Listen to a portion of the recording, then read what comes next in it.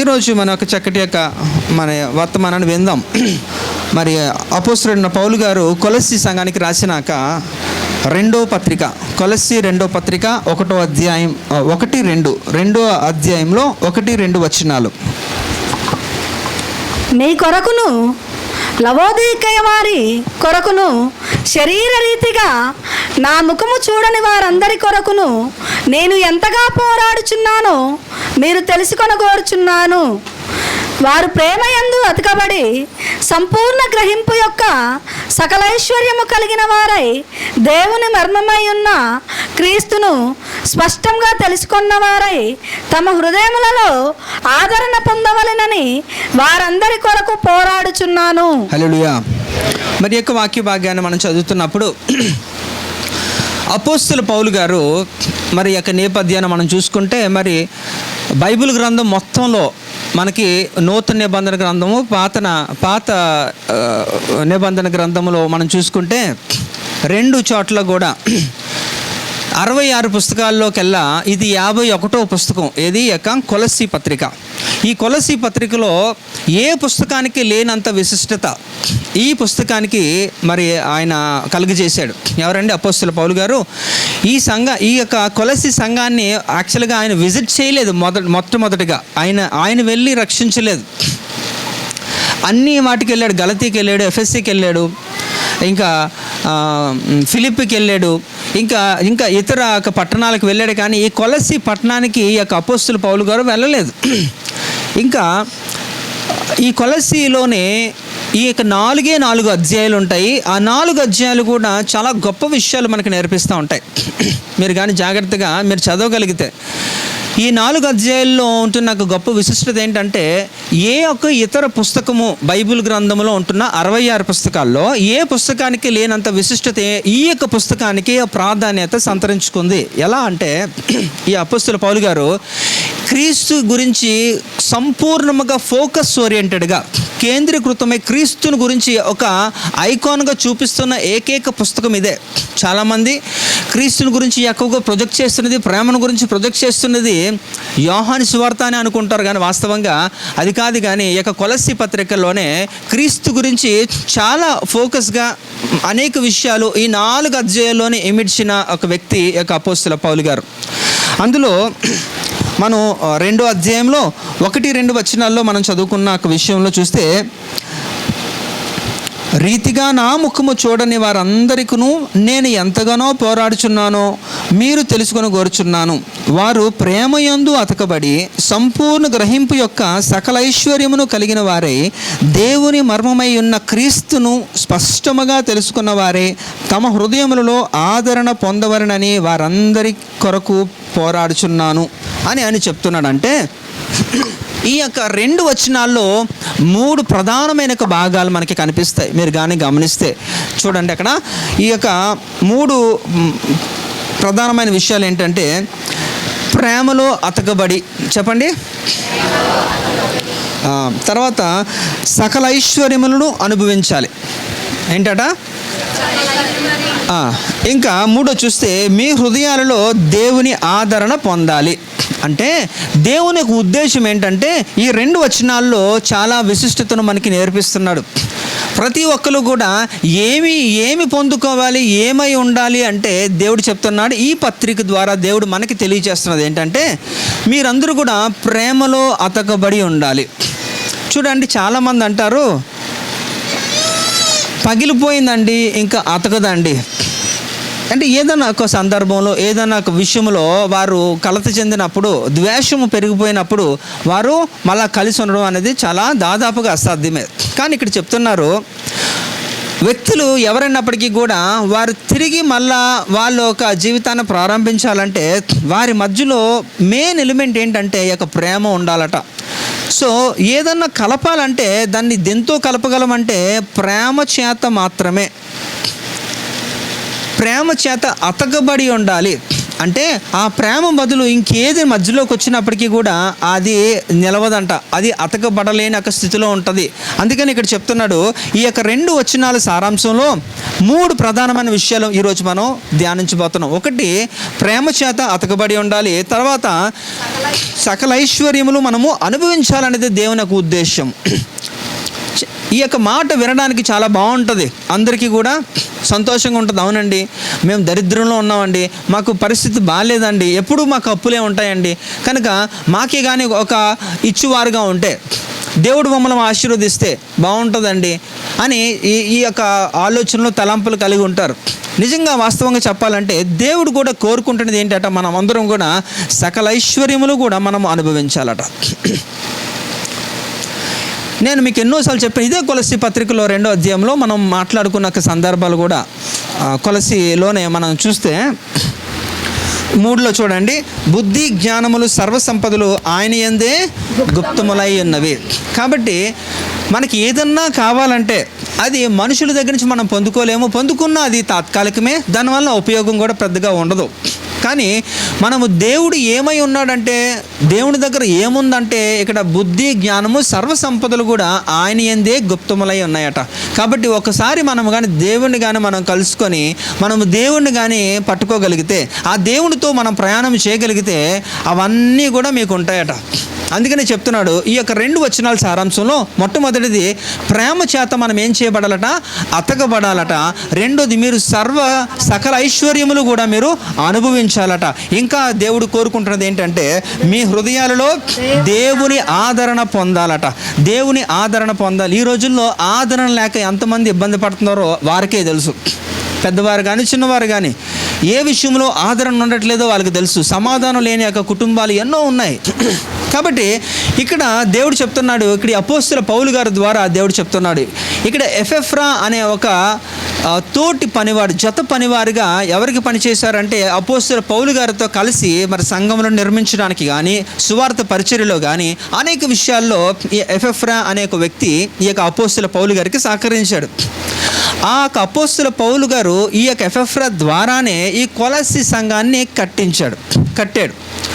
అంటే ఒక చర్చి కట్టడం కాదండి, ఆ పట్టణంలో ప్రజలందరినీ కూడా క్రీస్తు వైపు ఆకర్షించడానికి ప్రధాన పాత్ర పోషించింది ఈ ఎపెఫ్రా. ఈ యొక్క అపోస్తల పౌలు గారు ద్వారా ఈవెన్ అపోస్తల పౌలు గారు జైల్లోకి వెళ్ళిపోయిన తర్వాత కూడా ఆ సంఘానికి కావాల్సిన సమస్తము కూడా వారిని బలపరచడానికి, నడిపించడానికి, వారికి కావాల్సినవన్నీ కూడా ఈ ఎపెఫ్రా వారితో ఈ యొక్క 4 పత్రికలు 4 అధ్యాయాల్లో ఈ పత్రిక ద్వారా ఈ కొలస్సీ సంఘాన్ని అనుదినము కూడా ఆయన ఏం చేశారట, బలపరిచాడు. ఎవరు? అపోస్తల పౌలు గారు. అయితే ఆయన మన నుంచి కోరుకుంటున్నది ఏంటి? ఈ యొక్క నేటి సంఘాల నుంచి కూడా దేవుడు కోరుకుంటున్నది ఏంటి ఈ పత్రిక ద్వారా అంటే చాలా సులువుగా మనం ఆల్రెడీ ఎగ్జామిన్ చేశాం కదా. ఈ యొక్క ఫస్ట్ 3 కూడా ఈ 2 వచనాల్లో 3 విషయాల్ని మనం అధ్యయనం చేస్తున్నాం. వాటిని మన జీవితాల్లో దేవుడు కోరుకుంటున్నాడు. మొట్టమొదటిగా మనందరం కూడా ఏం చేయాలట, ప్రేమ చేత అతకబడాలి. ఈ రోజుల్లో మనం చూస్తే ఏది కూడా విడదీయలేదంట. ఏంటట, ఏదో యాడ్స్లో చూస్తే ఫెవిక్వల్ అని, ఫెవిక్విక్ అని ఏవేవో యాడ్స్ అన్నీ కూడా వస్తుంటుంది కదా.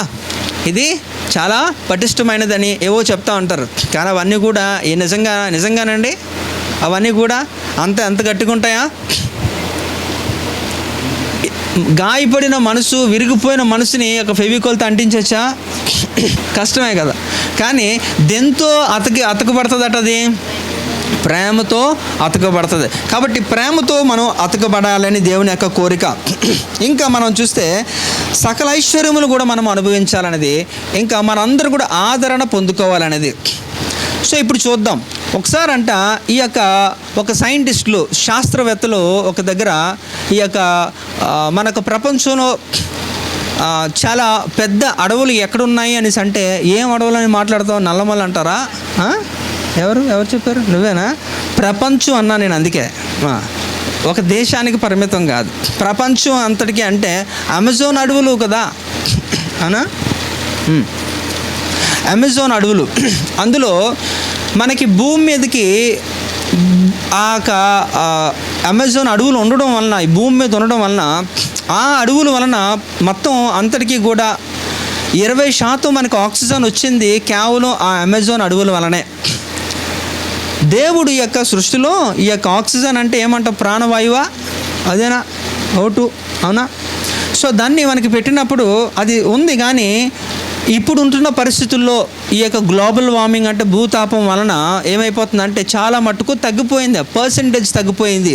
అంటే గాలిలో ఉంటున్న ఆక్సిజన్ శాతం తగ్గిపోయింది. అందువల్ల మనకి రోగాలు, ఇవన్నీ ఇబ్బందులు, ఇక స్కిన్ డిసీజులు కానీ, ఈ యొక్క రెస్పిరేటరీ ప్రాబ్లం కానీ, శ్వాసకోశ సంబంధించిన ప్రాబ్లమ్స్, ఇలాంటి సమస్యలన్నీ వస్తున్నాయి. సో ఈ యొక్క అడవుల ద్వారా, ఈ యొక్క అమెజాన్ అడవుల ద్వారా ఏమవుతున్నాయట, భూమికి చాలా మేలు జరుగుతుంది. మనుషులు ఈ రోజుకి ఇంకా బ్రతుకుంటున్నారంటే కేవలం ఈ యొక్క అడవుల వలనే చాలా మట్టుకు. అయితే నేను ఎందుకు ఇది చెప్తున్నానంటే, ఒకసారి ఒక పెద్ద తుఫాన్ వచ్చిందట, చాలా పెద్ద తుఫాన్ వస్తే ఆ తుఫాన్లో చాలా పెద్ద పెద్ద కొన్ని వందల సంవత్సరాలుగా ఉంటున్న వృక్షాలన్నీ కూడా నేలమట్టం అయిపోయాట, పెద్ద పెద్ద వృక్షాలు పడిపోయాట. అది ఎంత పెద్దది వచ్చిందంటే తుఫాను, ఆ తుఫాను దాటికి ఆ గాలికి ఏది కూడా వాస్తవంగా భూమి మీద ఉండలేవట, అంతగా వచ్చిందనమాట. అయితే వచ్చినప్పుడు అది అయిపోయిన తర్వాత దాన్ని మళ్ళా రికవర్ చేయడం కొరకు ఈ యొక్క శాస్త్రవేత్తలు, అంటే ఈ యొక్క ప్లాంట్స్ మీద రీసెర్చ్ చేస్తున్న వాళ్ళు ఏమంటారు, ఈ వృక్ష శాస్త్రవేత్తలు ఏం చేస్తున్నారంటే, ఏం జరిగింది, ఏమై ఉంటుంది, అసలు ఎందుకు ఇన్ని పడిపోయాయి అని చెప్పి అవన్నీ లెక్క పెడుతూ అన్నీ చూస్తున్నప్పుడు వాళ్ళకి ఒక ఆశ్చర్యకరమైన విషయం వాళ్ళకి తెలుసుకున్నారట. ఏంటంటే, ఎంత పెద్దది వచ్చిందంటే చాలా పెద్ద పెద్దవి, ఒక విధంగా చెప్పాలంటే దాని మాన్ ఎంత ఉంటుందంటే మన చర్చ్ డయామీటర్ అంత ఉంటుంది, ఎంత పెద్దది. అంత పెద్ద మానుతో ఉంటున్న ఆ చెట్టు పడిపోవడం అంటే ఎంత గాలి రావాలి. అలాంటి చెట్లు సైతం పడిపోయి. కానీ వాళ్ళకి ఆశ్చర్యం కలిగించిన విషయం ఏంటంటే, కొన్ని రకాల చెట్లు మాత్రము అవి చూడడానికి సన్నంగానే ఉన్నాయట, కానీ అవి మాత్రం పడిపోలేదట. అవన్నీ కూడా అలానే ఉన్నాయి, పెద్ద పెద్ద చెట్లు పడిపోయాయంట. ఏంటి ఇంత పెద్ద చెట్లు పడిపోయి ఈ చెట్లు ఎందుకున్నాయి అని చెప్పి వాటిని అధ్యయనం చేయడానికి వారొక టీం అంతా కూడా ఏం చేశారంట, వారు ఎక్స్పెరిమెంట్లు చేస్తున్నారు, అవన్నీ కూడా తవ్వుతున్నారట. ఆ చెట్లు చూస్తే అన్నీ కూడా ఒకటే జాతికి చెందిన చెట్లట. అంటే అడవుల్లో ఎన్నో రకరకాల చెట్లు ఉంటాయి కదా, అడవుల్లోనే కాదు, ఇప్పుడు కొండ ప్రాంతానికి వెళ్ళండి, చూడండి, ఒక చెట్టే ఉంటుందా, ఒక జాతే ఉంటుందా, మిక్స్డ్ ఉంటాయి. చాలా పిచ్చివి మంచివి అన్నీ కూడా ఉంటాయి, రకరకాల చెట్లు ఉంటాయి. అక్కడ చూస్తే చాలా పెద్ద పెద్ద వృక్షాలు అన్నీ పడిపోయాట, కానీ ఒక జాతి చెట్లు మాత్రమే అక్కడ ఆ తుఫానికి ఇది ఎదుర్కొని అవి మాత్రమే ఉన్నాయట, మిగతావన్నీ కూడా పడిపోయాట చాలా మట్టుకు.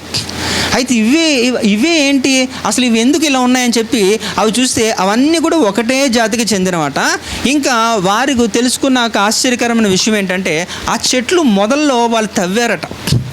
వాటిని తవ్వుతూ ఉంటే అలా తవ్వుతూ ఉంటే ఆ లోపలికి వేర్లన్నీ కూడా ఎంత లోపలికి ఉన్నాయంటే చాలా లోపలికి ఉన్నాయట. ఒక 3.5 నుంచి 5 కిలోమీటర్ల వరకు కూడా ఆ చెట్టుకి ఉన్న వేర్లు కింద అంతా కూడా వ్యాపించాయట. అంతేకాకుండా ఇప్పుడు ఈ చెట్టు ఇక్కడ ఉందనుకోండి, అదే జాతికి చెందిన చెట్టు ఒక 20 మీటర్ల డిస్టెన్స్లో ఉందనుకోండి, అంటే ఈ చెట్టు నుంచి ఆ చెట్టు వరకు ఈ చెట్టు వేర్లు ఆ చెట్టు వేర్లకి కనెక్టివిటీలు ఉన్నాయట.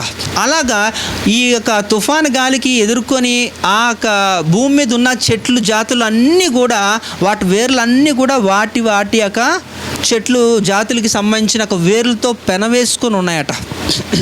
మీకు అర్థమైందా? అంటే ఎంత పైకి మాత్రం సన్నంగానే ఉన్నాయి, కానీ లోపల మాత్రం కొన్ని కిలోమీటర్లు కూడా వ్యాపించి వాటి యొక్క స్పీషీస్, అంటే వాటికి జాతులకు సంబంధించిన చెట్లతో కలిసి కింద వేర్లతో చాలా పటిష్టంగా ఉన్నాయట. అంటే ఇక్కడ వారందరూ వారి జాతులన్నీ కూడా ఎంత లోపలికి వారందరూ కూడా కలిసి ఉండడం వలన ఎంత తుఫాను ప్రభావం పైన ఉన్నప్పటికీ కూడా పెద్ద పెద్ద వృక్షాలన్నీ కూడా పడిపోయాయి, కానీ ఈ వృక్ష జాతి మాత్రం పడిపోలేదట. అంటే మీరు అర్థం చేసుకోవాల్సిన విషయం ఏంటంటే, మనందరం కూడా ఎలా ఉండాలట, ప్రేమ చేత అతకబడి ఉండాలి. ఈ కంచికాలంలో జరగబోయే ఒక ప్రధానమైన ఒక డేంజర్ ఏంటంటే, ప్రేమ చల్లారిపోవును. అవునా కాదా? ఎఫెసీ సంఘానికి మొట్టమొదటిగా దేవుడు ఒక పత్రిక ద్వారా తెలియజేస్తూ ఒక వార్నింగ్ ఇచ్చిన వార్నింగ్ ఏంటో తెలుసా? మొదటి ప్రేమను నువ్వు కలిగి ఉండలేదు. అవునా? తెలుసా? ఎఫెసీ అనే ఒక సంఘం ఉంది. 7 సంఘాల్లో ఒక మొదటి సంఘము, ఈ యొక్క ప్రకటన గ్రంథంలో ఉంటున్న సంఘము. ఆ సంఘానికి దేవుడిచ్చిన ఒక వార్నింగ్ ఏంటంటే, నువ్వు మొదటి ప్రేమను కలిగి లేదు. అంటే ప్రేమ లేకపోలేదు, ప్రేమ ఉంది కానీ మొదటి ప్రేమ అయితే లేదంట. సో ఈరోజు నేను కూడా సంఘపరంగా నేను కూడా మిమ్మల్ని అడుగుతున్నాను, మీరందరూ కూడా మొదటి ప్రేమను కలిగి ఉన్నారా? సమాధానం చెప్తే నేను ముందుకెళ్తాను. ఉన్నారా లేదా? కనుక అంటే ఆ ఎఫెసీ సంఘానికి దేవుడు ఎలాంటి హెచ్చరికిస్తున్నాడో అది మీకు కూడా వర్తిస్తుంది కదా, అవునా కదా? కాబట్టి మనము మొదటి ప్రేమను కలిగి ఉంటే తప్ప ఈ అంత్యకాలంలో వచ్చే తుఫాను ప్రభావాన్ని మనం ఎదుర్కోవడం అసాధ్యం. మనందరం కూడా ఆ వృక్షాలు ఏవైతే ఉన్నాయో, ఒకటే జాతికి చెందిన వృక్షాలు, ఆ వేర్లు కొన్ని కిలోమీటర్లు వ్యాపించి ఆ వాటి జాతులతో అది మిళితమై గట్టిగా పటిష్టంగా ఉండడం చేత బయట ఎన్ని ప్రమాదాలు వచ్చినా చెక్కు చెదరలేదు. కాబట్టి మీరు మొదటి ప్రేమను కలిగి మీరు ఉండగలిగితే, ప్రేమ చేత మీరు అతకబడి ఉంటే అంత్యకాలంలో మీరు స్థిరంగా నిలుస్తారు. హల్లెలూయా. కనుక అందుకని ఇక్కడ ఈ కొలస్సీ యొక్క సంఘానికి ఈ యొక్క అపోస్తలుడైన పౌలు గారు ప్రత్యేకమైన ఒక సందేశాన్ని ఇవ్వడంలో గల ఒక నేపథ్యం ఏంటంటే, వారు క్రీస్తుని కేంద్రీకృతం ఎందుకు చేస్తున్నాడంటే, అంతటి యొక్క క్రీస్తుని కూడా వారు పక్కన పెట్టేసే పరిస్థితి, ప్రాధాన్యత ఇవ్వలేని పరిస్థితిలో ఈ యొక్క దొంగ బోధలు, ఈ యొక్క అబద్ధ బోధలు, ఇలాంటి వారు చాలామంది వచ్చి వారి యొక్క విశ్వాసాన్ని చెడిపే పరిస్థితిలో ఉంటుంది. కనుక వాటికి హెచ్చరికిస్తూ మీరు మొదటి ప్రేమను కలిగి ఉండండి, మీరందరూ కూడా ప్రేమ చేత అతకబడి ఉండండి అని ఒక వార్నింగ్ ఇస్తున్నాడు. కనుక ఇప్పుడు మనం ఆలోచిస్తే కొలస్సీ రాసిన పత్రిక 1వ అధ్యాయము 8వ వచనం చదవండి. అతడు మా విషయములో నమ్మకమైన క్రీస్తు పరిచారకుడు, అతడు ఆత్మయందలి మీ ప్రేమను మాకు తెలిపినవాడు. ఎవరండి ఆయన? ఇందాకలే నేను చెప్పాను కదా. ఎవరు అంటే ఆ పై వచనం చదివితే, ఆ పై వచనం చదవండి అమ్మా. ఎఫెఫ్రా అను మా ప్రియుడైన తోడు దాసుని వలన మీరు ఈ సంగతులను నేర్చుకొంటిని. హల్లెలూయా. అంటే దీన్ని బట్టి మీకు అర్థమవుతుంది ఏంటంటే, ఆ సంఘాన్ని ఆయన ఎప్పుడూ దర్శించలేదు ఫిజికల్గా. ఆయన he was nowhere connected to that Colossian church. ఎవరు? అపోస్తలుడైన పౌలు గారు. కానీ ఈ అపోస్తలుడైన పౌలు గారికి ఆ కొలస్సీ సంఘానికి వారధిగా ఉంటున్న వ్యక్తి ఎవరు? ఎఫెఫ్రా. ఈ ఎఫెఫ్రా ద్వారా అక్కడ ఆ విషయాలని తెలుసుకుంటూ, ఎఫెఫ్రా చెప్పిన సంగతులను బట్టి వారికి ఉపదేశిస్తూ ఆ సంఘాన్ని స్థిరపరచడానికి కావలసినవంతా కూడా ఈ అపోస్తలుడైన పౌలు గారు సిద్ధం చేశారన్నమాట. అందుకనే ఆయన ఆత్మయందులు ఎలా ఉన్నాడు ఆయన చెబుతూ, ప్రేమతో ఆయన ఎలా ఉన్నాడు అని మాకు తెలియజేశాడు ఈ ఎఫెఫ్రా. అందువలన నేను ఆ సంఘాన్ని నేను డీల్ చేయగలిగాను అని ఇక్కడ అపోస్తలుడైన పౌలు చెప్తున్నాడు. ఈ రోజుల్లో మనం ఆలోచిస్తే మరి సొలొమోను రాసిన సామెతల గ్రంథంలో కూడా మనం చూస్తే, ప్రేమ సమస్త దోషములను ఏంటి విప్పును తనా. కాబట్టి దోషములన్నిటిని కూడా కప్పివేసేదే ఈ యొక్క ప్రేమ. అయితే అది క్రీస్తును ప్రేమను కానీ మనం కానీ చేయగలిగితే అది ఎంతగా ఉంటుందంటే, ఎలాంటి వ్యక్తినన్నా సరే మనం మళ్ళా చేరదీయడానికి అవకాశం ఉంటుంది. యేసు ప్రభు వారికి కలిగిన ఆ మనస్సు మనము కూడా కలిగి ఉండాలి. క్రీస్తు యేసునకు కలిగిన మనస్సు మీరు కూడా కలిగి ఉండాలి అని దేవుడు ఎందుకు చెప్తున్నాడంటే, ప్రేమ వలన ఏమన్నా సరే అది మళ్ళా రిపేర్ చేయడానికి అవకాశం ఉంటుంది. అయితే ఒక వ్యక్తే కలిగి ఉండడం కాదు, రెండు వైపులు కూడా అలాంటి పరిస్థితి ఉండాలి. ఈ వ్యక్తి ప్రేమిస్తున్నప్పుడు ఆ వ్యక్తి రిసీవ్ చేసుకునే కెపాసిటీ లేకపోతే కూడా వృధానే కదా. కాబట్టి ఇక్కడ ఆత్మ సంబంధమైన ప్రేమకు శారీరక సంబంధమైన ప్రేమకు వ్యత్యాసం ఉందా లేదా? ఉందా లేదా? అందులో ఏముంటుంది, ఇందులో ఏముంటుంది?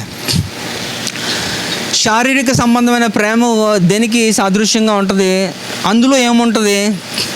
సింపుల్, స్వార్థం ఉంటుంది. అవునా? స్వార్థం ఉంటుంది. ఆత్మ సంబంధమైన ప్రేమకి ఏముంటుందట? త్యాగం ఉంటుంది. యేసు ప్రభు వారు త్యాగము చేశారు, ఆయన స్వార్థం చూసుకోలేదు. కనుక ఇక్కడ అది మనం గమనించాలి. మనము కూడా ఆత్మ సంబంధమైనది కానీ మనం కలిగి ఉండగలిగితే, మనము క్రీస్తు కొరకు ఆ మనుషుని సంపాదించుకోవడం కొరకు మనం ఏం చేయగలుగుతామట? త్యాగము చేయగలుగుతాం. హల్లెలూయా. త్యాగం చేయగలమా? మీరు ఏం త్యాగం చేశారు? ఇప్పుడు యేసు ప్రభు కొరకు నేను పలానాది త్యాగం చేశానన్నా అంటే చాలా సంతోషం. అదేంటో నేను తెలుసుకోవాలనుకుంటున్నాను. యేసు ప్రభు కొరకు మీరు ఇప్పటివరకు ఏమి త్యాగం చేశారు? అన్ని దేవతలను త్యాగం చేశారా? విగ్రహాలను త్యాగం చేశారా? ఏం చేశారు?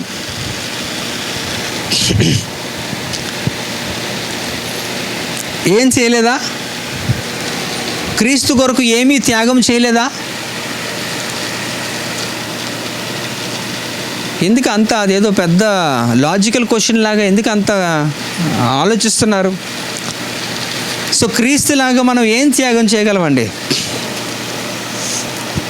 నేను ఎన్నో సందర్భాలు చెప్పాను మీకు, బలులు అర్పించుట కంటే మాట వినుట శ్రేష్టం కదా. అంత పెద్ద పెద్ద త్యాగాలు ఆ బలులు ఏమీ కూడా మనం ఇవ్వక్కర్లేదట.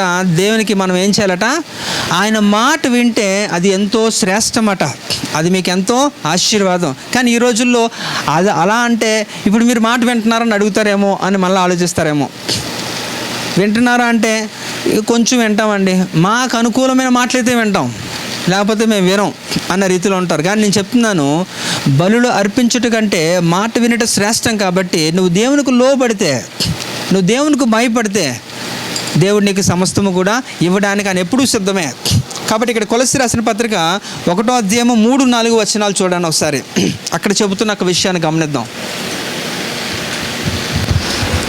పరలోకమందు మీ కొరకు ఉంచబడిన నిరీక్షణను బట్టి క్రీస్తు యేసునందు మీకు కలిగి ఉన్న విశ్వాసమును గూర్చియు పరిశుద్ధులందరి మీద మీకున్న ప్రేమను గూర్చియు మేము విని ఎల్లప్పుడూ మీ నిమిత్తము ప్రార్థన చేయుచు మన ప్రభువగు యేసుక్రీస్తు యొక్క తండ్రి అయిన దేవునికి కృతజ్ఞతాస్తుతులు చెల్లించుచున్నాము.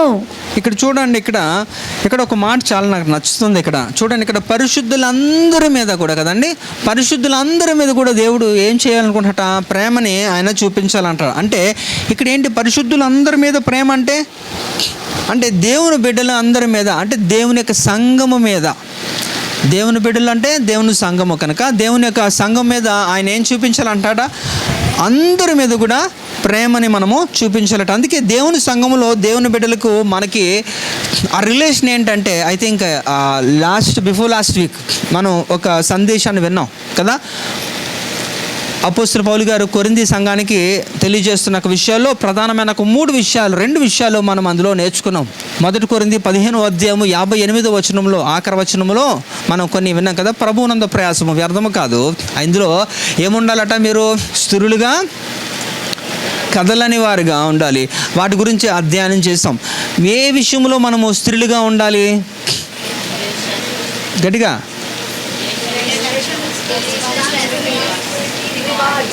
నో నేను అడిగిన ప్రశ్న మీరు ఏవో చెప్తున్నారు. ఏ విషయంలో స్థిరంగా ఉండాలి అంటున్నా? విశ్వాసం ఒకటి కరెక్టే, ఇంకొకటి చిత్తము.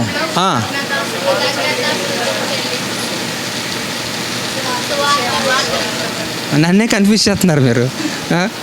ఓకే, కదలని వారుగా, ఏ విషయంలో కదలని వారుగా ఉండాలి? 3-4 విషయాలు చెప్పాను. ఓకే, పర్వాలేదు, నిజమే, ఆ వాక్యం ఫలిస్తుంది అనుకుంటున్నాను. ప్రభువునందు ప్రయాసము అర్థం కాదు. ఎందుకంటే అది 2 వీక్స్ కిందట చెప్పింది నేను కదా. ఇప్పటికీ గుర్తుందంటే నేను ధన్యుడినే ఈ విషయంలో. హల్లెలూయా, రైట్. కాబట్టి ఇప్పుడు కూడా మనం గమనిద్దాం. ఇక్కడ పరిశుద్ధులందరి మీద కూడా ఏముండాలట? ప్రేమ ఉండాలట.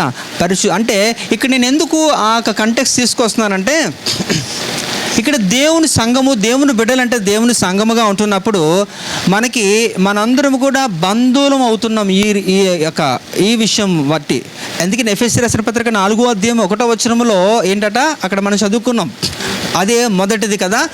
కాబట్టి మీరు సమాధానమును బంధము చేత ఆత్మ కలిగించు ఐక్యమును కాపాడుకొనుటయందు శ్రద్ధ కలిగిన వారై ప్రేమతో ఒకరినొకడు సహించుచు. హల్లెలూయా కదండి. సమాధానమైన బంధము ఏంటట? వాక్యము. యొక్క వాక్యము ద్వారా దేవుని సంఘముగా మనం ఇలా ఇలా ఏర్పరచబడి మనందరం కూడా బంధువులు అవ్వడానికి, లేకపోతే వాస్తవంగా మీరెవరు నేనెవను మనకి ఏం సంబంధమే లేదు, అయినప్పటికీ కూడా we are are relatives or co brothers in Christ. మనం ఏంటట సహోదరులము సహోదరులము, మనందరము బంధువులుగా బంధము చేత, ఏం బంధము చేతట, వాక్యమనే సమాధానమైన ఒక బంధము చేత మనం ఐక్యపరచబడ్డాం. కాబట్టి ఇక్కడ అందుకనే చెప్తున్నాను, అవన్నీ లింక్స్ మీరు అర్థం చేసుకుంటే చాలా సులువుగా ఉంటుంది.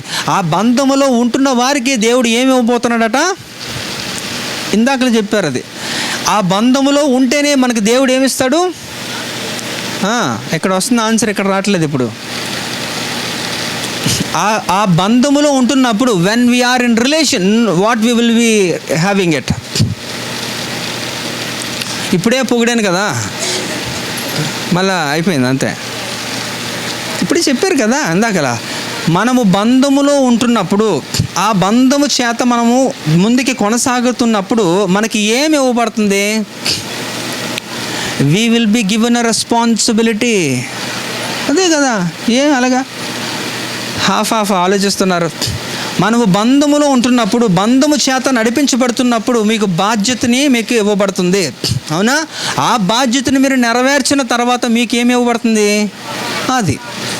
అది ఆ లింకు.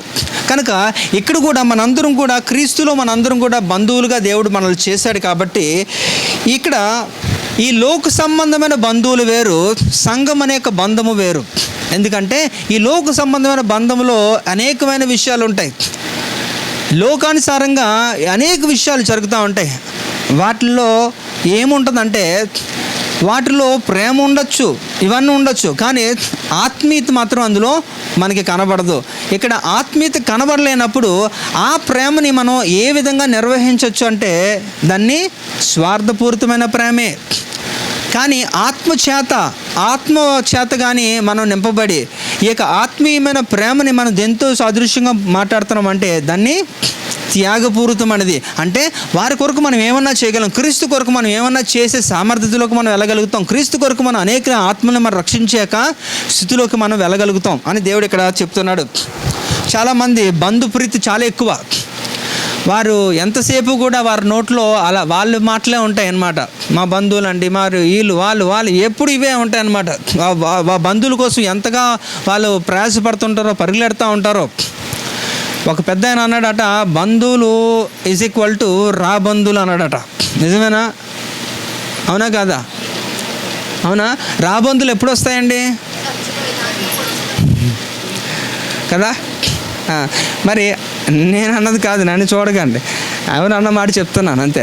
కనుక ఈ బంధువులు రా బంధువులు లాంటి వారట, వారు ఆ పీనుగుంటున్నప్పుడే, అంటే వారి అవసరాలు, అందుకే నేను అంటున్నాను అనమాట, ఆ ప్రేమని స్వార్థపూరితమైన ప్రేమ, స్వార్థం అని అక్కడ చెప్పబడింది. కానీ యేసు ప్రేమ అలాంటిది కాదు. మనందరం కూడా దేని చేత అతకబడాలట? ప్రేమ చేత మనం అతకబడాలి.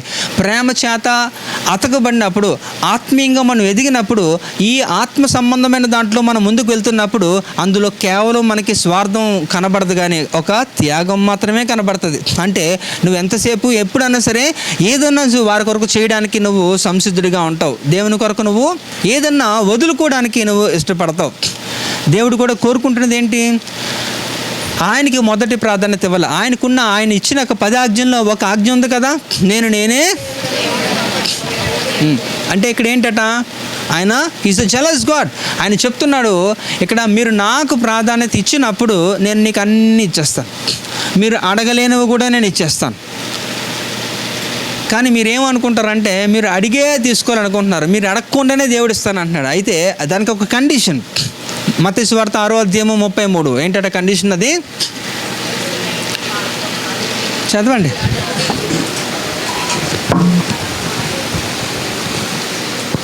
మిస్ అయిపోయిందండి.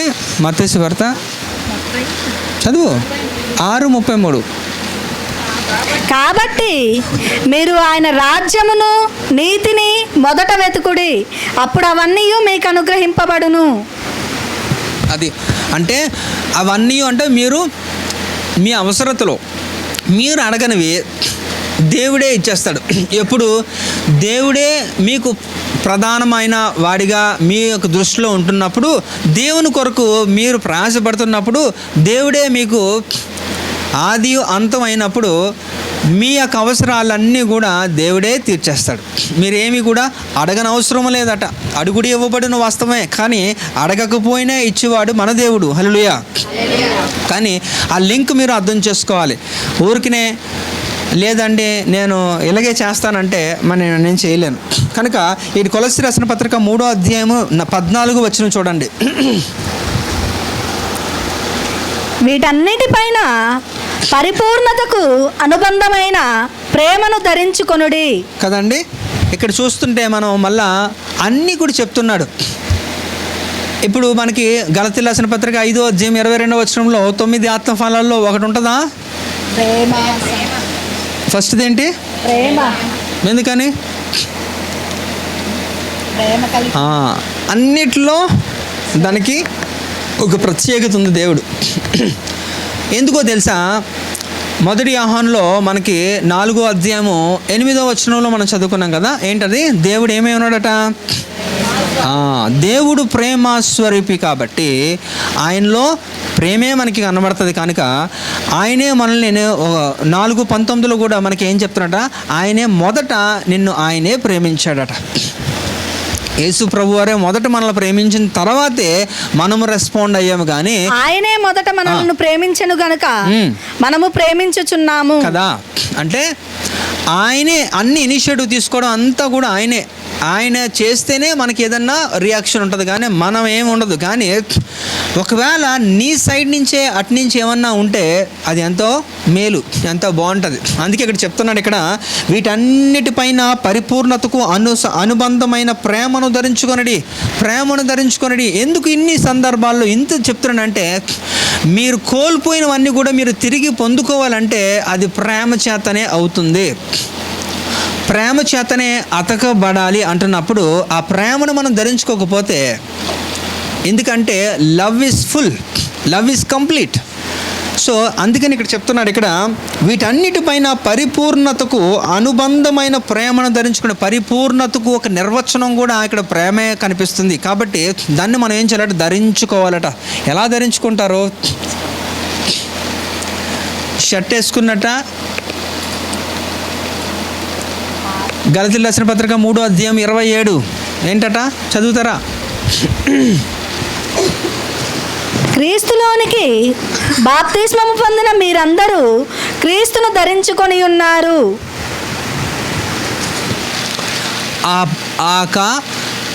క్రీస్తును ధరించుకోవాలంటే మనము చేయవలసింది ఏంటంటే, ఈ యొక్క బాప్తిజం అనేది చాలా ఇంపార్టెంట్.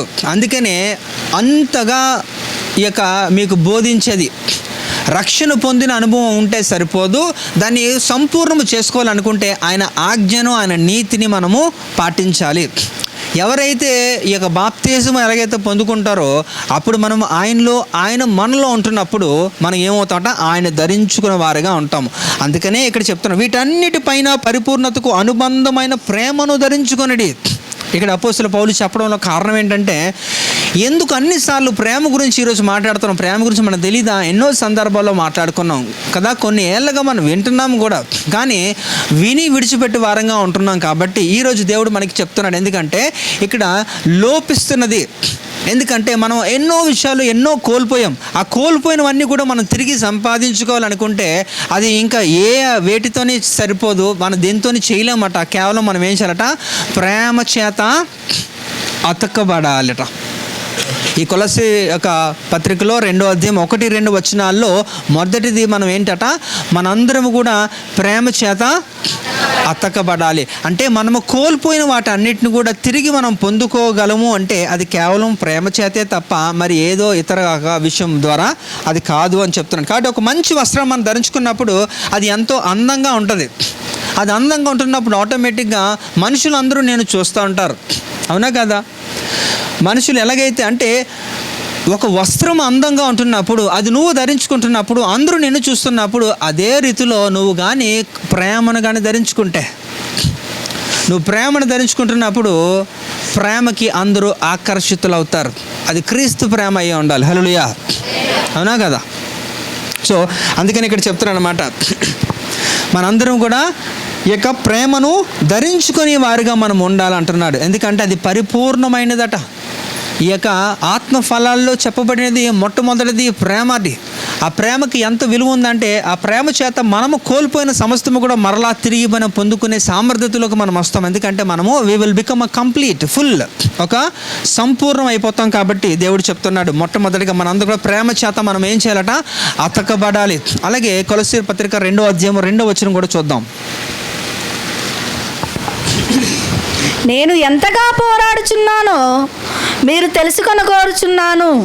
వారు ప్రేమ యందు అతికబడి సంపూర్ణ గ్రహింపు యొక్క సకలైశ్వర్యము కలిగిన వారై దేవుని మర్మమై ఉన్న క్రీస్తును స్పష్టముగా తెలుసుకున్న వారై తమ హృదయములలో ఆదరణ పొందవలెనని వారందరి కొరకు పోరాడుచున్నాను. హల్లెలూయా. ఇక్కడ చూడండి, వారు ప్రేమ యందు అతకబడిన తర్వాత సంపూర్ణ గ్రహింపు యొక్క సకలైశ్వర్యమును కలిగిన వారే. ఎవరైతే ప్రేమ చేత అతకబడతారో, గుర్తుపెట్టుకోండి, ఇది రూల్ నెంబర్ 1. రెండో దాన్ని మనం మనకు వర్తించాలంటే మొట్టమొదటిగా మనం ఏం చేయాలట, we should connected with love. మనము ప్రేమ చేత అతకబడాలట. అతకబడితే ఏమవుతుందట, అప్పుడు సంపూర్ణమైన గ్రహింపులోకి మనం వచ్చి ఏమవుతుందట, మనకి సకల ఐశ్వర్యము కలుగుతుందట. అంటే మనం ప్రేమ చేత అతకబడకపోతే దేవుడు ఆలోచిస్తున్నది, దేవుడు ఉద్దేశించినది మనందరము కూడా సకల ఐశ్వర్యములు అనుభవించాలనేదే కదా దేవుని ఉద్దేశము. ఈ రోజుల్లో ఎందుకు దరిద్రాన్ని ఎందుకు అనుభవిస్తున్నారంటే they are not connected with love. వారు ప్రేమ చేత అతకబడలేని రీతిలో ఉన్నందున వారు ఏమైపోతున్నారట, ఈ యొక్క సకల ఐశ్వర్యమునకు వారు హక్కుదారులుగా ఉండట్లేదు. ఐశ్వర్యమును పొందుకోలేకపోవడానికి కారణం ఏంటంటే ప్రేమ చేత వారు అతకబడలేదు కనుకనే. ఎవరైతే ఈ యొక్క ప్రేమ చేత అతకబడతారో, రూల్ నెంబర్ 1 ఎవరైతే పాటిస్తారో ఆటోమేటిక్గా రెండోది ఏంటంటే సంపూర్ణంగా మనం ఏం చేస్తామట, సకల ఐశ్వర్యం మనం కలిగిన వారిగా ఉంటాం. వినడానికి చాలా బాగుంది కదండి. మీరు ఐశ్వర్యవంతులు అని ఎవరన్నా మిమ్మల్ని అంటే మీరు అది కలిగి ఉంటే ఎలా ఉంటుంది మీ పరిస్థితి? బాగుంటుందా లేదా? అవునమ్మా, బాగుంటుందా లేదా? సో ఇప్పుడు మీరు ఇంటికి వెళ్ళిన తర్వాత, చర్చ అయిపోయిన తర్వాత ఇంటికి వెళ్ళగానే తలుపు ఇలా ఓపెన్ చేయగానే కొన్ని నోట్ల కట్టలు అలా పడిపోతున్నాయి అనుకోండి, ఏం చేస్తారు? ఎవరు చూడకుండా తలుపు గబుక్కొని మూసేస్తారు కదా, అవునా? అవునా కదా? ఆశ్చర్యపడతారా, సంతోషపడతారా, ఏడుస్తారా? ఎవరు ఏడుస్తారండి? అయ్యో మా ఇంట్లో ఎవరో డబ్బులు కట్టలు పెట్టేశారే అని ఏడుస్తారా ఎవరన్నా? ఎవరు ఏడరు. సంతోషమే కదా అందరికీ కూడా. దేవుడు నా మొర ఆలకించాడు, చాలా చక్కగా చేశాడు, నన్ను నిజంగా ఐశ్వర్యవంతుని చేశాడు అని ఈ రకంగా మీరు ఆలోచిస్తారు, సంతోషిస్తారు. వాస్తవంగా దేవుడు అంతకంటే ఎక్కువ చేయాలనుకుంటున్నాడు. మీరు సకల ఐశ్వర్యమును కలిగిన వారుగా ఉండాలని దేవుడు ఆలోచిస్తున్నాడు. అది పొందుకోవడానికే దేవుడు ఎన్నో ఒక మార్గాల ఒక ఫార్ములాస్ కూడా చెప్తున్నాడు. మీరు ఇది చెయ్యండి, ఆటోమేటిక్గా నేను ఇది చేస్తాను అంటున్నాడు. ఆ ముందు రూల్ నెంబర్ 1 మీరు పాటించలేనప్పుడు రూల్ నెంబర్ 2 మీకు అది వర్తించదు. కాబట్టి మనము అందుకని అంటున్నాను, మీరు కోల్పోయినవి అది ఏదన్నా అవ్వచ్చు, నాకు తెలియదు ఏం మీరు కోల్పోయారో, కానీ ఆ కోల్పోయినవన్నీ కూడా కేవలం మళ్ళా ప్రేమ చేత మళ్ళీ మనం పొందుకోవచ్చు. హల్లెలూయా. అందుకని మనం ప్రేమ చేత అతకబడిన వారుగా ఉండాలట. అలా ఉంటే సంపూర్ణమైన గ్రహింపుతో మనం ఏం చేస్తామంటే సకల ఐశ్వర్యములు కలిగిన వారుగా దేవుడే చేస్తాడట. హల్లెలూయా. కాబట్టి ఇది మనం చేయాలంటే ఖచ్చితంగా మీరు ప్రేమ చేత అతకబడండి. మీరు ఎక్కడ ఏమి కోల్పోయారో నాకు తెలియదు, ఏ సందర్భంలో ఏ విషయంలో కోల్పోయారో. అయితే నేను అనుకోవడం, మీరు నేను క్వశ్చన్ వేస్తుంటే మీ యొక్క ఆలోచనలు ఇంకెక్కడెక్కడికో తిరుగుతున్నట్టున్నాయి. అక్కడ నా బాయ్ ఫ్రెండ్కి బ్రేకప్ చెప్పాను, ఎక్కడ నా గర్ల్ ఫ్రెండ్, ఈ దరిద్రాలు కాదు నేను అంటుంది. దేవునికి మీకు ఉంటున్న సంబంధం ఎక్కడ కోల్పోయారో అది ఆలోచించండి. ఓకే, అందుకే నేను అంటున్నాను, మొదటి ప్రేమను మీరు కలిగి ఉండలేరు. కనుక మొదటి ప్రేమను కలిగి ఉండండి అని ఈ యొక్క ఎఫెసీ సంఘానికి దేవుడు ఇచ్చిన ఒక వార్నింగ్ ఏంటంటే ఇది అనమాట. This is how. బికాస్ నువ్వు ప్రేమ లేదని అనట్లేదు, ప్రేమ ఉంది, కానీ ఆ ప్రేమ మొదటి నీకు కలిగిన ప్రేమ ఇప్పుడు నేను చూడట్లేదు ఈ రోజుల్లో కూడా. అందుకే నేను ప్రశ్నించాను మిమ్మల్ని, ఒక 15 సంవత్సరాల క్రిందట మీరు దేవునితో ఎలాంటి ప్రేమలో ఉన్నారు? అవుట్ ఆఫ్ 10 వేసుకోండి రేటింగ్. 10కి ఎన్ని మార్కులు వేసుకుంటారు? 15 సంవత్సరాల క్రిందట మీరు దేవునితో ఎలాంటి సంబంధం కలిగి ఉన్నారు, ఎంత ప్రేమలో ఉన్నారంటే 10కి ఎన్ని మార్క్స్ ఇస్తారు చెప్పాలి గట్టిగా? అప్పుడు అసలే లేవండి, ఇప్పుడే బెటర్ అంటారా? ఒక 10 ఏళ్ళ కిందట,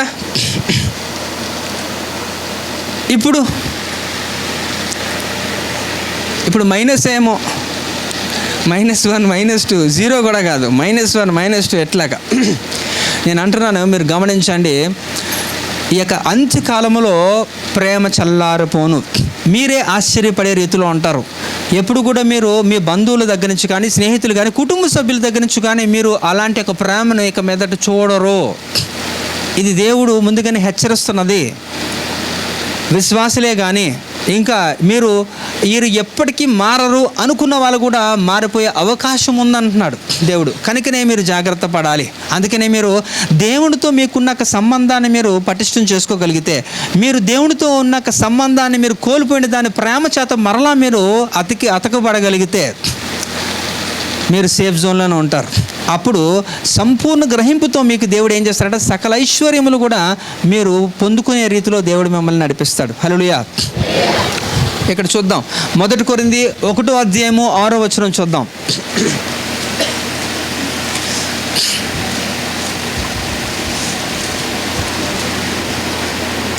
సాక్ష్యము మీలో స్థిరపరచబడినందున ఆయన యందు మీరు ప్రతి విషయములోను, అనగా సమస్త ఉపదేశములోను సమస్త జ్ఞానములోను ఐశ్వర్యవంతులైతిరి.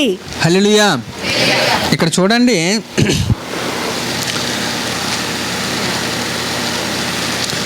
ఇది నాకు చాలా నచ్చుతుంది. ఈ యొక్క వర్స్ చాలా నచ్చుతుంది. ఎందుకంటే కొరింథీ సంఘానికి అపోస్తలుడు పౌలు గారు ఒక మంచి సాక్ష్యాన్ని చెప్తున్నాడు. వాస్తవంగా కొరింథీ అంత దరిద్రమైన సంఘం ఇంకోటి లేదు. ఎందుకంటే అది మనం ఎప్పుడు 2 వీక్స్ బ్యాక్ నేను అది RRR ఏంటది ఆ మెసేజ్లో మనం విన్నాం కదా. అందులో ఆ కొరింథీ సంఘంలో మొదటి 14 అధ్యాయాల్లో వారు ఎంత దిగజారిపోయారో మనం గమనించాం. అవునా? వారు విగ్రహ అర్పితాన్ని ఏం చేసేవారట? తినేస్తున్నారు. వివాహ బంధములు, కుటుంబ వ్యవస్థను కట్టుకోలేని దౌర్భాగ్యులు, శరీర సంబంధులు, ఇంకా జారత్వము కలిగిన వారు, ఇంకా ఆత్మవరాలు పొందుకోలేరు, పొందుకున్నాడు వాడుకోవడం తెలియక దౌర్భాగ్యమైన పరిస్థితుల్లో ఉన్నారు. ఇలాంటి 1 కాదు 2 కాదు, ఇంకా ముఠా కక్షలు, విభిన్నమైన ఆలోచనలు, ఒకటంటే ఒకటికి పడదు పగ. ఇంకా 13వ అధ్యాయంలో మనం చూస్తే వారు they don't know how to respect people. వారికి ఇతరులను ఏ విధంగా మర్యాద, రెస్పెక్ట్ అండ్ గౌరవించడం రాదు, తెలియదు. కోపిస్టులాట వాళ్ళు. 13:5 అదే ఉంది.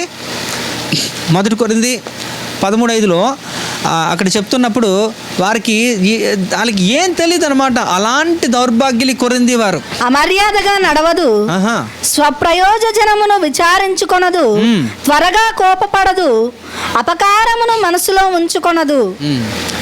కాబట్టి త్వరగా అన్నీ కూడా, అంటే ఇలాంటి స్థితి ఇలాంటి వారిని అపోస్తలుడు పౌలు గారు 15వ అధ్యాయంకి వచ్చినాక 58కి వచ్చేసినాక ఆయన అంటున్నాడు, నా ప్రియ సహోదరులారా అంటున్నాడు.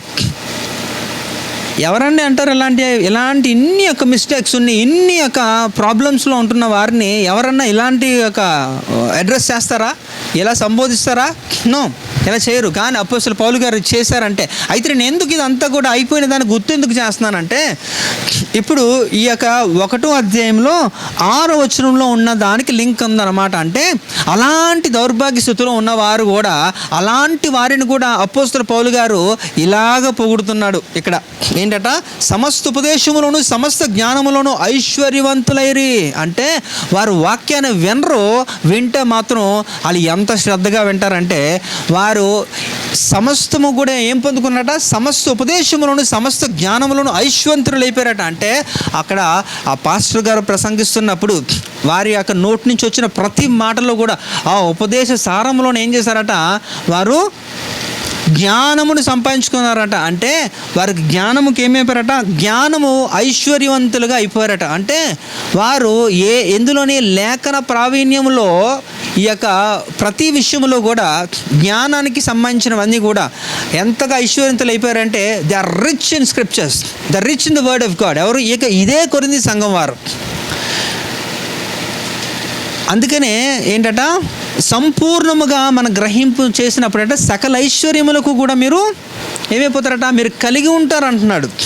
అంటే ఇక్కడ మీరు ఏదో ఉద్యోగం చేసుకొని లేకపోతే ఏదో నాకు వ్యాపారం చేసుకుంటే మీరు ఐశ్వర్యవంతులు అయిపోతారు అనుకుంటే అది పొరపాటే. ఒకవేళ అయినా దానివల్ల పెద్దగా యూజ్ ఉండదు అంటున్నాడు ఇక్కడ సింపుల్గా. ఇక్కడ ఏ విషయంలో అంటున్నాడు అంటే చూడండి, సమస్త ఉపదేశములోను సమస్త జ్ఞానములోను ఐశ్వర్యవంతులైరి. అది అంటే ఇక్కడికి వస్తున్న వారు మీరు వినే దాంట్లో పొల్లు కూడా మీరు పోకుండా అది విని ఆ ఉపదేశ సారాన్ని కానీ మీరు కానీ లోపల కానీ దాన్ని ఎక్సర్సైజ్ చేయగలిగితే ఏమైపోతారట?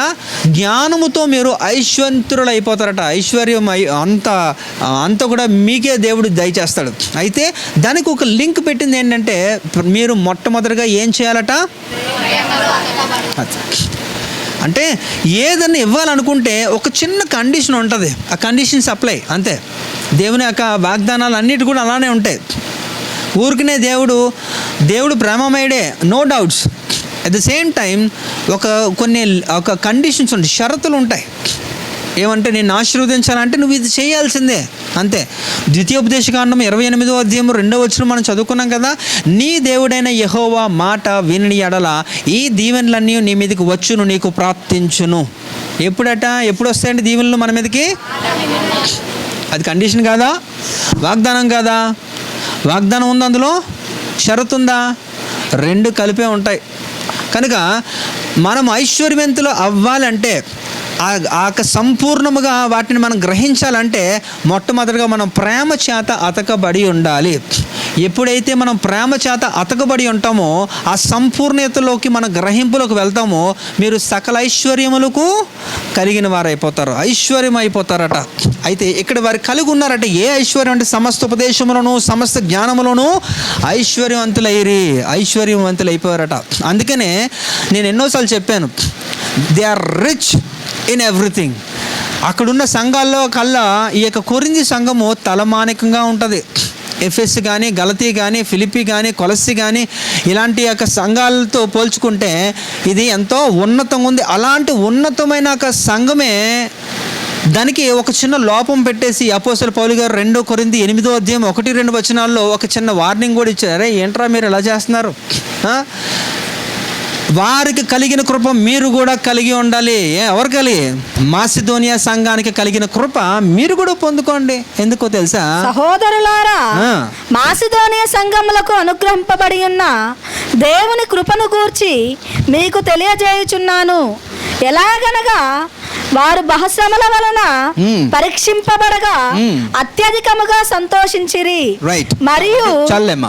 కనుక ఇక్కడ మీరు అర్థం చేసుకోవాల్సింది ఏంటంటే అంత గొప్ప తలమానికంగా అంత రిచెస్ట్ చర్చ్ ఆ కాలంలో అయినప్పటికీ కూడా ఒక చిన్న దరిద్రమైనది చిన్నది ఏంటి? మాసిదోనియా సంఘానికి ఉన్న కృప మీకు లేదు. అది మీరు కలిగి ఉండాలని నేను ఆశిస్తున్నాను. వారు శ్రమంలో దరిద్రంలో కొట్టుమిట్టాడుతున్నప్పుడు కూడా వారు ఉదార స్వభావంతో దేవునికి ఏం చేశారట? వారు ఇచ్చారు. శ్రమంలో ఆనందించారు. అందరూ బట్టి అలా చెప్పినప్పుడు వారు సిగ్గుపడ్డారు. అరే చే మాకు ఇంత ఉన్నప్పటికీ కూడా మేము ఏమి దేవునికి ఇవ్వలేకపోతున్నామే అంటూ వారు ఏం చేసుకున్నారు? వారు సరి చేసుకున్నారు. కాబట్టి మనం ఆలోచించాల్సింది ఏంటంటే సమస్త ఉపదేశములను సమస్త జ్ఞానములను మనము ఐశ్వర్యవంతులు అవ్వాలి. అంటే దేవుని ఉద్దేశాన్ని మీకు చెప్తున్నాను మరొకసారి. 3 మన విషయాలు మనం గమనించాలి. ఒకటి, మనం ప్రేమ చేత మనం అందరం కూడా సకల ఐశ్వర్యములు కూడా అనుభవించాలి. మరి 3వది ఏంటట? మీ హృదయములో దేవుని ఆదరణ పొందాలి. ఈ మొదటి 2 మనం గమనించాం. చివరిది మనం మాట్లాడుకుంటే మనం ముగించుకోవచ్చు. ఏంటట? మీ హృదయములో దేవుని ఆదరణ ఉండాలి. అందుకే అడిగాను నేను, మీరందరూ కూడా నిజంగా ఇప్పుడు ఆదరణ కలిగి ఉన్నారా? ఏమన్నా లోపం ఉందా మీకు? మీరు హృదయంలో గలిబిలుందా? సమాధానంతో ఆదరణ కలిగి సమృద్ధిగా సంతోషంగా ఉన్నారా లేదా? కనుక ఇక్కడ చూడండి, మీ హృదయంలో దేవుని ఆదరణ మీరు కలిగి ఉండాలి అనేది దేవుని ఉద్దేశం. కాబట్టి ఎందుకంటే ఆయన చూడండి, యెషయా గ్రంథము 9వ అధ్యాయం 6వ వచనంలో ఆయనకి ఇవ్వబడిన పేర్లలో ఒకటి చదవాలి. ఏలయనగా మనకు శిశువు పుట్టెను, మనకు కుమారుడు అనుగ్రహింపబడెను, ఆయన భుజము మీద రాజ్యభారముండును, ఆశ్చర్యకరుడు, ఆలోచనకర్త, బలవంతుడైన దేవుడు, నిత్యుడగు తండ్రి, సమాధానకర్తయగు అధిపతి అని అతనికి పేరు పెట్టబడెను కదండి.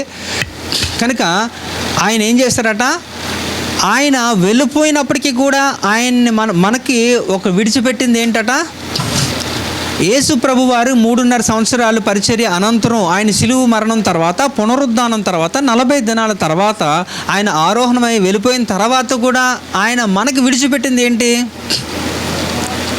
యేసు ప్రభు వారు మనకేం వదిలేశారు?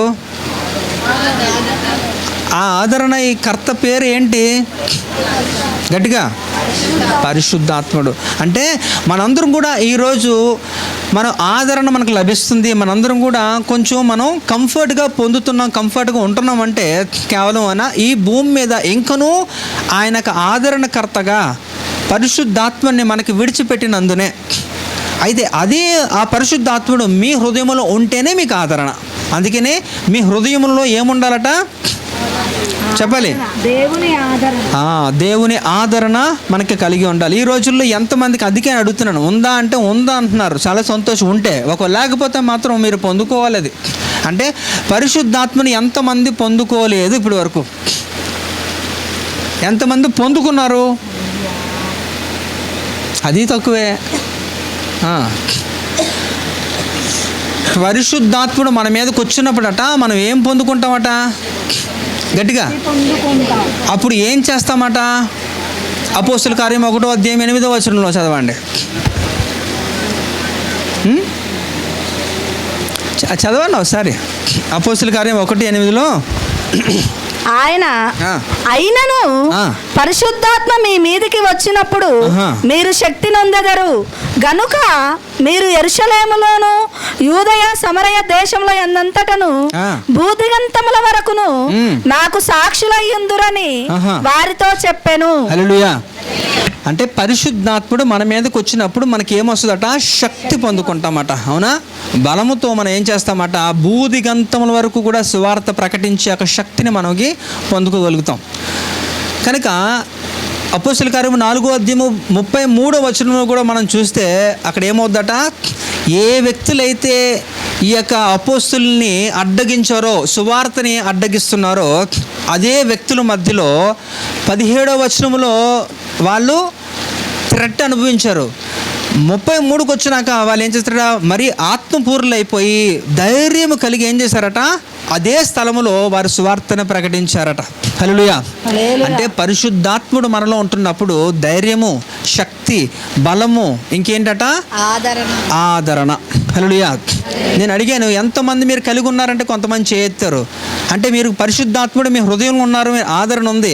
పరిశుద్ధాత్ముడు ఉంటే ఏమొస్తుందని చెప్పాను? మీకు శక్తిని పొందుకుంటారు, అంటే బలము పొందుకుంటారు. అంటే ఆ బలంతో ఏం చేయాలంటే బలమైన శక్తితో నిద్రపోతారా? అవునా కదా? కదా. భూదిగంతం వరకు స్వార్థ పరిచర్య చేసి అంతటి శక్తి మీరు పొందుకుంటారు. అంటే ఈ రోజుల్లో ఇంకనూ సంపూర్ణంగా మీరు పొందుకోలేదు. అందువలనే మీరు యొక్క అటు ఇటు ఇంకా అటు సగం ఇటు సగం అలా వస్తున్నారు. ఆ సగం భక్తులు మనం వదిలేయండి. ఎందుకంటే ప్రకటన గ్రంథం 3వ అధ్యాయంలో దేవుడు ఆ సంఘాలకి హెచ్చరిస్తున్నాడా? ఏంటది? ఎలా ఉండాలట? మనము చల్లగా ఉండాలి, లేకపోతే నులువెచ్చగానే ఉండాలి. కానీ అది చాలా సంతోషం. హల్లెలూయా. ఎలా ఉండాలో దేవుడు క్లారిటీ ఇచ్చాడు. కానీ ఈరోజు మనం నులివెచ్చిన జీవితాలే ఇష్టం. ఎందుకంటే మీకు అనుకూలమైనదే మీరు చేయడానికి ఇష్టపడతారు. దేవునికి అనుకూలమైనది ఎప్పుడూ చేయరు. దేవునికి అనుకూలము చేస్తే రెండిట్లో ఏదో డిసైడ్ చేసుకుంటారు మీరే. నేను ఎలా ఉండాలా అలా ఉండాలనేది. కానీ అటు ఇటు ఉంటున్నారంటే అది మీ అనుకూలతే. కనుక ఇక్కడ దేవుడు ఒకసారి మనకి క్లారిటీ చెప్తున్నాడు. కనుక ఇక్కడ చూడండి, కొలస్సీ 2:2 కూడా చూస్తే దేవుని మర్మమే ఉన్న క్రీస్తును స్పష్టంగా తెలుసుకున్న వారై ఉన్నామట. 2:2 అంటే దేవుని మర్మాన్ని మనం తెలుసుకోవాలి అనుకో. ఎలా ఉండాలట? దేవుని మర్మమైన క్రీస్తును స్పష్టముగా మనము తెలుసుకునే వారై. అంటే మనందరం కూడా దేవుణ్ణి స్పష్టంగా తెలుసుకోవాలట. ఈరోజు స్పష్టంగా తెలుసుకోకపోవడం వలనే మనం మిస్టేక్స్ చేస్తున్నాం. అంటే క్లారిటీ లేదు మన లైఫ్లో. మనము క్లారిటీగా ఉండాలి అనేసి అంటే ఆయన్ని మనం సంపూర్ణంగా తెలుసుకోవాలి. ఆయన తెలుసుకోవాలనుకుంటే ఆయనకి మనకున్న రిలేషన్ని మనం ఏం చేసుకోవాలట? మళ్ళా ఏం చేసుకోవాలా? దాన్ని రిపేర్ చేసుకోవాలి. కోల్పోయిన సంబంధాన్ని మరలా దేని చేత? ప్రేమ చేత అతికించుకోండి. అతికించుకుంటే మీరు సంపూర్ణంగా గ్రహించగలుగుతారు. మీరు గ్రహించగలిగినప్పుడు దేవుడు కోరుకున్నది మన జీవితంలో దేవుడు చేస్తాడు. ఏంటంటే మీరు సకల ఐశ్వర్యములకు కలిగిన వారుగా ఉంటారు. ఆ తర్వాత అప్పుడు ఏమవుద్దట? మీ హృదయంలో ఆయన, అంతే సింపుల్. ఈ యొక్క లింక్ మీరు ఫెయిల్ అయిపోతే మీరు ఆదరణ ఉండదు, ఐశ్వర్యం ఉండదు, ఆయనతో మీకు రిలేషన్ ఉండదు. అంటే ఆ సమాధానమైన బంధము చేత మనము పెనవేయబడాలి. ఎఫెసీ 4:1 ప్రకారంగా. అంటే అది ఆ వాక్యము. అందుకని ఇక్కడికి వస్తున్న వారు వాక్యాన్ని, ఆ సారాన్ని మీరు తీసుకోకపోతే మీరు దేవుని చేత ఆ బంధములో ఉండరు. దేవునితో మీరు ఆ కోల్పోయిన ప్రేమను మరలా రిపేర్ చేసుకునే స్థితిలో మీరు ఉండలేనప్పుడు ఇవేవి మీకు వర్తించదు. మరి చివరికి చూసి మనం ముగించేసుకుందాం. ఈ కొలస్సీ 2:2 మనం చదువుకున్నాక దేవుని మర్మమైన క్రీస్తును స్పష్టంగా తెలుసుకున్న వారే. అంటే దేవుణ్ణి మనం తెలుసుకోవాలి. సంపూర్ణంగా మనం తెలుసుకుంటే తప్ప ఆయన అంటే ఏంటో మనకు తెలిస్తే ఆయన మనకి ఏం చెప్తున్నాడో మనకు అర్థమవుద్ది. చాలామంది ఏంటంటే దేవుడు తెలుసా అంటే యేసుప్రభు దేవుడు అంటారు అంతే, కానీ అంతకుమించి పెద్దగా ఏం తెలీదు. ఆ దేవుడు అనేది ఎలాంటి దేవుడు, మన దేవుడు ఎలాంటి వాడు, ఆయన ఏం మన కొరకు చేయాలనుకుంటున్నాడు, మన కొరకు ఏం చేశాడు, ఏం చేస్తాడు, ఇవన్నీ కూడా మనం ఆయన అంటే ఏంటో ఫుల్గా తెలుసుకోవాలి. అదే క్రీస్తు మర్మము కదా. దేవుని మర్మమైన క్రీస్తుని స్పష్టముగా మనము తెలుసుకోవాలట. క్లారిటీగా తెలుసుకుంటేనే మీరు కూడా తెలుసుకుంటారు. చాలా లోక సంబంధమైన విషయాల్లో చాలా స్పష్టత ఉంటుంది, మీకు చాలా క్లారిటీగా తెలుసుకుంటారు, అవునా? కానీ ఇక్కడ దేవుని మర్మమైన క్రీస్తుని స్పష్టంగా మనము తెలుసుకోరు. ఎందుకంటే మీకు you don't have a proper relation. మీరు మెయింటైన్ చేయలేకపోవడం వలన అన్నీ కూడా మీకు ఏమీ అర్థమవుతుంది. ఆయన ఏమై ఉన్నాడో మీకు తెలియదు. కాబట్టి ఒకసారి ఆలోచించండి, యేసు ప్రభువు గురించి ఎంతమందికి తెలుసుకున్నారు, ఎంతమందికి తెలుసు? తెలిసినది ఎంతో నాకు తెలియదు, కానీ ఇంకా తెలుసుకోవాలంటాను నేను. హల్లెలూయా. నేను ఇంకో మాట చెప్తాను, యేసు ప్రభువుని తెలుసుకున్న విషయంలో ఎవరు కూడా ఫుల్ స్టాప్ పెట్టకండి. యేసు ప్రభువుని తెలుసుకునే విషయంలో ఎప్పుడూ మనకి కామాలే ఉండాలి. కామా అంటే తెలుసా? గ్రామర్లో ఇలాగా ఎందుకు అలా పెడతారు? ఒక సెంటెన్స్ రాసేటప్పుడు కామా పెడితే ఇంకా ఫుల్ స్టాప్ పెడితే అయిపోయిందని. ఇప్పుడు మీరు ఏం పెట్టారు? అబ్బా ఇప్పుడు నేను చెప్తున్నారు అలా కాదు, ఏం పెట్టారు? అందుకే నా దేవుని తెలుసుకునే విషయంలో ఎంతమందికి దేవుని తెలుసు అంటే నాకు తెలుసు అంటున్నారు కదా, నేను అంటున్నాను నాకు ఇంకా తెలియదు. Still I'm learning. నాకు ఇంకా నువ్వు తెలియదు. నేను చెప్పడం కాదు, అపోస్తలుడు పౌలే చెప్తున్నాడు, నాకు ఇంకా పూర్తిగా దేవుని గురించి తెలియదురా బాబు అంటున్నాడు ఆయన. మరి 14 పత్రికలు రచయితగా మనకి బైబిల్ గ్రంథంలో కనబడుతూ గొప్ప సేవ చేసిన వ్యక్తే అలా అంటే, మరి మీరు నాకు తెలుసు అంటే నేనేమనాలి? మిమ్మల్ని ఏమనాలి? రైట్. కాబట్టి అంటే మనందరం కూడా ఇంకనో తెలుసుకునేవారుగా ఉండాలి. హల్లెలూయా. తెలుసుకోవాలట. చివరి మాట చెప్పి నేను ముగించేస్తాను. యెషయా గ్రంథం 51వ అధ్యాయము 12వ వచనం.